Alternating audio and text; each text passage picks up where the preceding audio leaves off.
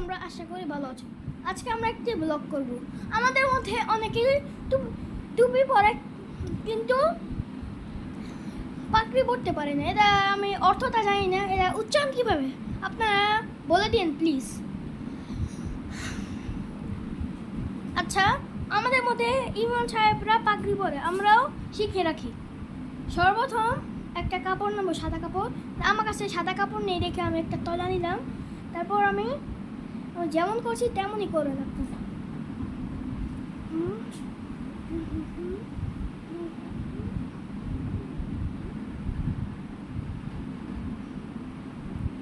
Guys, আজব লাগছে, কিন্তু পাগড়ি পরার নিয়মটা এভাবে। কিন্তু এই দাস না, এইটা আরেকটা লাইন টানবে।